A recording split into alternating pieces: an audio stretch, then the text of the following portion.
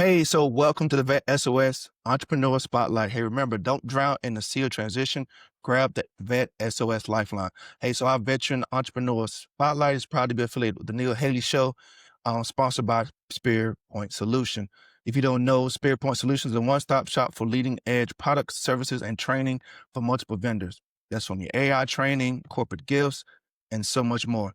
They have everything that you need your organization to thrive in a modern economy. So you can check out everything they offer and all the valuable things they do at spearpointonline.com. I'll say that again, spearpointonline.com.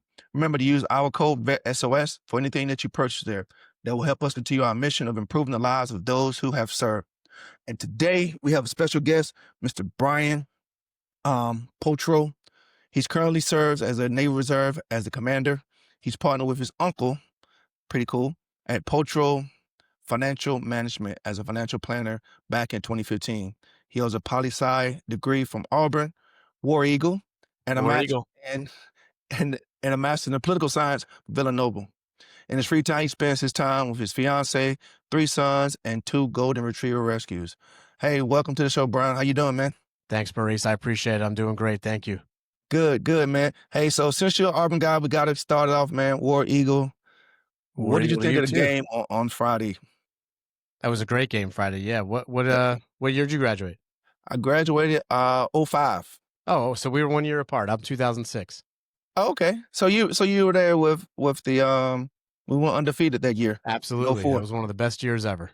Absolutely. So let's go and hop into it, man, because we can get sidetracked and be talking Oh about yeah. football all day long. So looking back on your transition, what would you say as far as what were the 3 biggest things you learned in transition from that military life that you have to things really taking a 180? I mean, it was really 180 for myself when I transitioned to that civilian life, and then how those lessons shape who you are today. Yeah. So I think one of the biggest lesson I learned is it's really hard to translate military skills into a civilian skill set that folks who have never served can actually understand. Hmm. My MOS in the Navy was a surface warfare officer, so a ship driver, but you know, that's not translatable. But leading people might be translatable, but managing the fuel on a ship or the paint on a ship or the ammunition on a ship, not translatable. So trying to figure out how to articulate those leadership skills and the intangibles that you bring to the table after military service, that was extraordinarily difficult. And then the other mistake was not starting to save enough money prior to the transition. So Hmm. folks who are in the military, we take for granted that we get this paycheck religiously, on the 1st and the 15th. And, eventually that stops. Hmm. And if you're getting out, starting to save up enough money to pay your bills for 6 months, if you can't find a job well in advance, is one of the biggest things that I learned the hard way not doing. And I try to preach from the mountaintop for folks to start doing as soon as they know they're going to transition. Got you. Got you. That is definitely a big thing. We definitely depend on that first and 15th check to where sometimes we'll float our financial responsibilities to the 15th to take care of some things. I know I've done it a few times in my early career. So now take me back. You partnered with your uncle back in 2015. What's kind of the mindset or what made you want to go in business for one? I mean, with family, because I hear a lot of horror stories about family. Um, and then what made you want to get into financial management? So when I was starting the transition off military service, I had 2 criteria for finding a new career. The first one was be able to continue to help people like I had in the military. Hmm. And the second one was to be able to make my own hours. I didn't want to work for the man anymore. Um, so my uncle's been doing this since 1987. Um, I knew eventually he would retire and he need a succession plan. So I asked if I could join him. And he said yes, only after he put me through an actual like rigorous interview process. I had to take a personality test. I had Wow. to sit through interviews with him. And, you hear those horror stories from family, but it was approached as a business decision, not, hey, because you're my blood, I'm going to let you do this kind of thing. So Hmm. from the get go, we had, even though he's my godfather and we have a close relationship as uncle and nephew, when we're in here, we're business partners. And I think we do a pretty good job of drawing a line between the two, and that's helped us sustain success over the last decade. Hey man, I think that's so important because I mean, sometimes those things, family and business, get commingled, and it kind of, muddies the waters, if you could say so. Because then, people think I'm mom or I'm dad, I'm uncle. I could just do whatever, Yeah. however I want. So it's really good that you all have separated those lines. Say, okay, hey, this is business, this is family, this is how we're gonna treat this. So really, really good. I love to hear that. So you wanted to get out, help more people, didn't want to work for the man, much like myself. Um, so now talk to me about once you did get into the thick of things, Uncle did put you through a rigorous interview process, and really, he didn't take it easy on you. What's been the most rewarding thing about one, working with Uncle and helping other folks in the business? And then two, what's that thing that lights you up every day when you wake up, when you go to work? I think the answer is one and the same. It's Mhm, being able to see the anxiety and the stress from folks who wonder if they've saved enough or wonder if they can retire. See it melt away when you develop a plan for them, show them the plan, and then tell them, yes, you can retire, or yes, you can afford to take that vacation to Disney World with the grandkids, or yes, you can fly first class for your 30th wedding anniversary, that kind of stuff. Um, most folks are typically in disbelief about what they can do. They work their entire life, and they see all the negative news on TV about how it's so hard to retire in America and how you need X amount of money. mhm, But the average American, they can get there if they do the right things through the course of their working life. And those folks who you can help get there and then show them that they made it, I'm telling you, Maurice, when you see the look on their face, when they see the numbers on the screen and know that it's for real, it's not just a figment of their imagination, mhm. it's one of the most rewarding things you could ever imagine. Absolutely.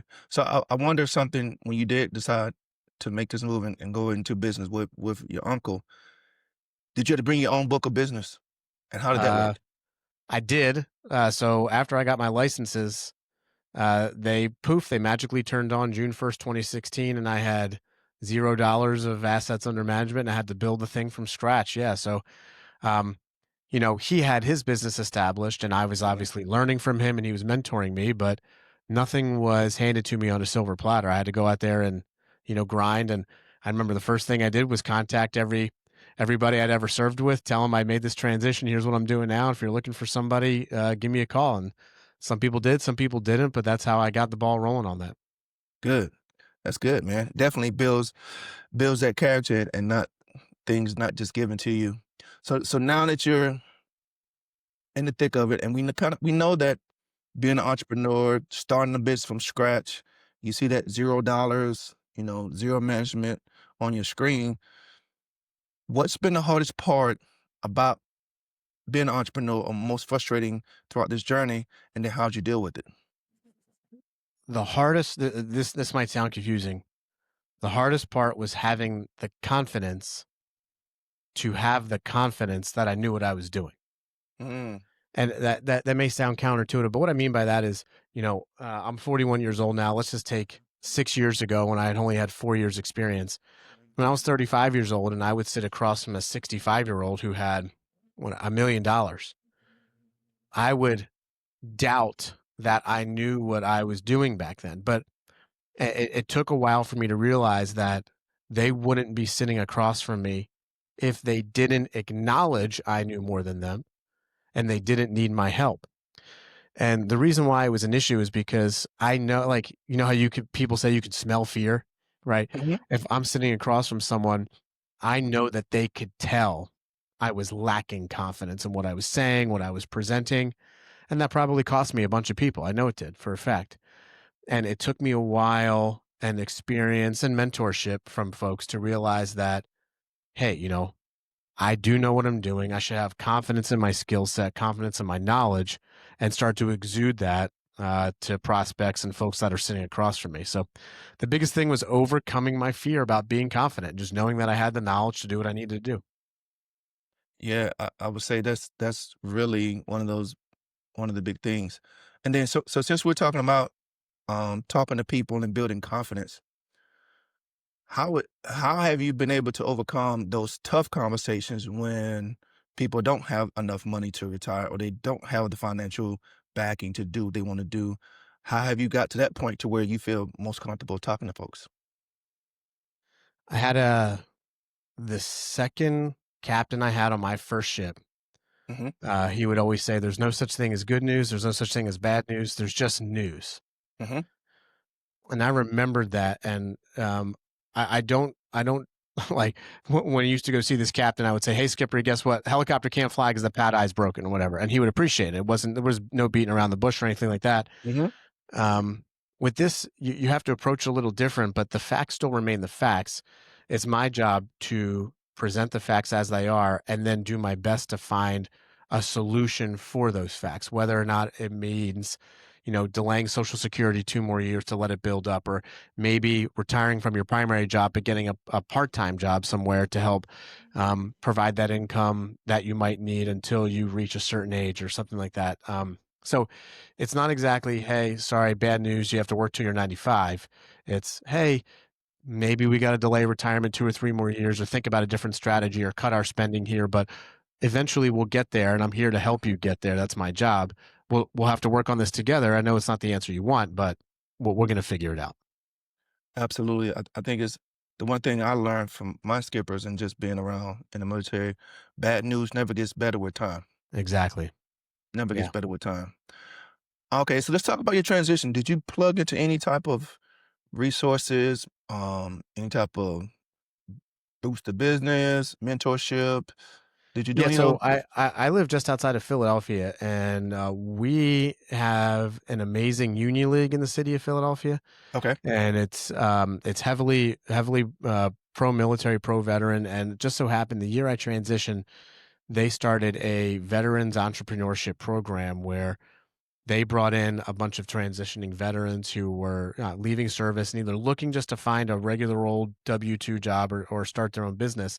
Hmm. And it was a 6 month kind of, not internship, just a 6 month program where you got paired with another union league member. You met Hmm. with them on a monthly basis. You had group meetings and you essentially kind of learned from folks who had been in the grind doing it for years to help you transition out of that. They brought in guest speakers, everything, and it was an amazing program. It's still going today. I highly recommend finding a program like that somewhere where you are. But the other thing was, believe it or not, my VFW. Mm. Immediately got involved in my VFW, and the VFW I specifically joined was one that did not have a bar. I didn't want anything to do with that. I wanted one that was community service oriented only. And because of that, even though the guys were mostly, you know, really, really old World War II Older. vets, mostly Vietnam vets, Yeah. uh, some global war on terrorism vets like us, um, they were super helpful in getting out in the community and meeting people and networking and just showing support. And I think that camaraderie that you miss after you get out, having that once a month with the VFW, even with guys you didn't serve with, was super helpful to kind of keep me grounded and focus on where I was going while I was trying to establish everything. Yeah, that's definitely the reputation of most VFWs, and it's good to see that the one you got a part of was actually out in the community doing things, but the bars, the smoking, that's kind of what the That's what reputation everybody is. thinks it is. Yeah, Yeah, but the good ones, that's not their mission. absolutely. I definitely agree with you on that one. So now tell us about the financial management. Pultro, is it Pultro? It's like you're opening a door, closing a door. Pultro. Pultro. Yeah. Pultro Financial Management. Like, tell me exactly what do you guys do? What's different about you guys as far as financial management, and who you looking to serve? So the we've been in business now for 39 years since 1987. I've been doing this for 10 years. My uncle's been doing it almost his entire life. Uh, he and I come from extraordinarily different backgrounds. He started as a musician. The first like 10 years of his adult life, he was playing in Atlantic City on percussion with folks like Dionne Warwick and Frank Sinatra, and obviously me being Okay. in the military. I'm a planner. He improvises. So we come from extraordinarily different backgrounds, and that kind of yin and yang works. What sets us apart is we focus on the behavioral aspect of finance, meaning how to change folks' behavior towards routine downturns in the market. We try to control their behavior through kind of education and psychology so folks don't make the wrong decision at the wrong time.